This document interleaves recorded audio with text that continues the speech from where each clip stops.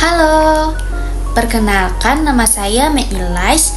Saya dari Universitas Palangkaraya, program studi pendidikan guru pendidikan anak usia dini, kelas A, dengan NIM 23303021300035. Pada kesempatan ini, saya akan membuat video bercerita dengan tema budaya daerah saya, yaitu Kalimantan Tengah, khususnya Kabupaten Lamandau.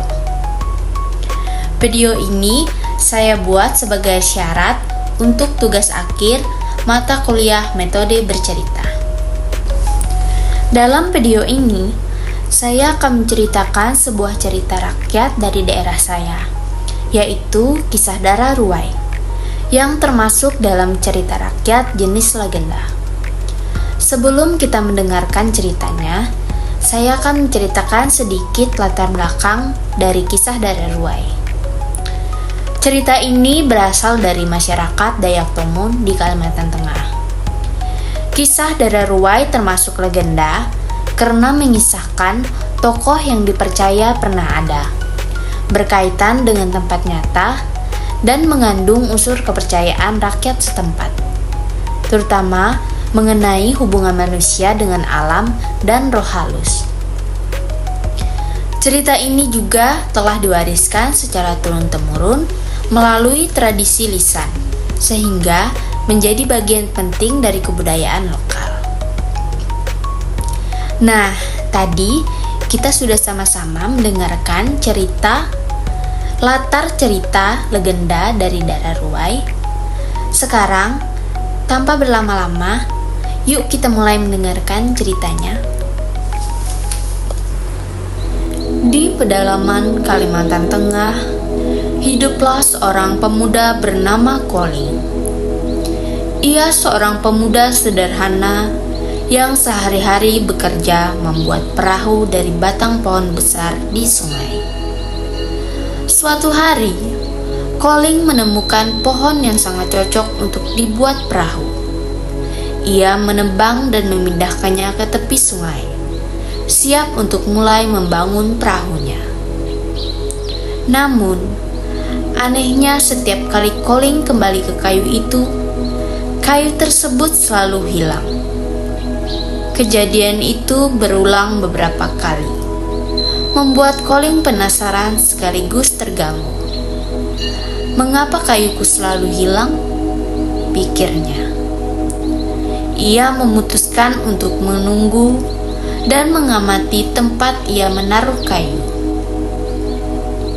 Selama beberapa hari, Koling dengan sabar memperhatikan setiap gerak-gerik di sekitar kayu. Saat mengamati, Koling mendengarkan kicau burung yang berbeda dari biasanya. Terdengar begitu riuh di pepohonan dekat sungai. Semakin ia memperhatikan, Koling mulai menyadari bahwa burung-burung inilah yang mengganggu kayunya. Sebelum mandi, para bidadari meletakkan selendang mereka di atas batu. Saat melihat hal itu, Koling terdorong rasa penasaran dan keinginan untuk mendekati Dara Ruwai. Diam-diam, ia mengambil salah satu selendang dan menyembunyikannya. Setelah mandi, para bidadari bersiap untuk kembali ke kayangan. Namun, Dara Ruwai merasa kebingungan karena selendangnya tidak ada. Mereka pun ikut membantu mencari selendang Dara Ruwai. Tetapi, hingga pencarian selesai, selendang itu tetap tidak ditemukan. Hari pun mulai petang, dan kakak-kakak Dara Ruwai harus segera kembali ke kayangan. Dengan hati yang berat, mereka pun terbang meninggalkan Dara Ruwai seorang diri. Dara Ruwai pun termenung dan menangis di tepi sungai, merasa kebingungan karena tidak dapat kembali pulang. Melihat Dara Ruwai menangis, Koling mendekatinya. Dengan lembut, Ia memperkenalkan diri, menenangkan Dara Ruwai, dan membawanya ke rumahnya untuk beristirahat. Perlahan mereka mulai mengenal satu sama lain, berbagi cerita, dan menumbuhkan rasa cinta dari antara mereka berdua. Setelah beberapa waktu, Colin melamar Dara Ruwai. Namun sebelum mereka menikah, Dara Ruwai meminta satu janji. Colin harus merahasiakan bahwa ia berasal dari burung. Colin setuju, dan mereka pun menikah. Kehidupan rumah tangga mereka rukun dan damai, dan mereka dikaruniai seorang putra bernama Kalui. Seiring berjalannya waktu, Dara Ruwai menemukan selendangnya sendiri saat sedang bersih-bersih rumah dan mencari benang untuk menjahit. Meski sadar selendangnya ada, ia menahan keinginannya untuk kembali ke langit karena tanggung jawabnya terhadap suami dan anaknya, serta rasa sayangnya yang mendalam kepada anak dan suaminya. Namun, kehidupan tidak selalu mulus. Suatu hari, saat Colin sedang membuat perahu di tanah, ia meminta anaknya Kalui mengambilkan pahat dan peralatan lainnya. Tetapi, Kalui yang masih asik bermain membuatnya bertele-tele dan tidak segera menuruti perintah ayahnya. Colin pun kesal dan marah. Tanpa sengaja, ia menyebut Kalui sebagai anak burung. Mendengar hal itu, Dara Ruwai sangat kecewa dan sedih. Keesokan harinya, saat Colin masih sibuk membuat perahu, Dara Ruwai dengan hati yang berat mulai menjalankan tugas rumah tangga.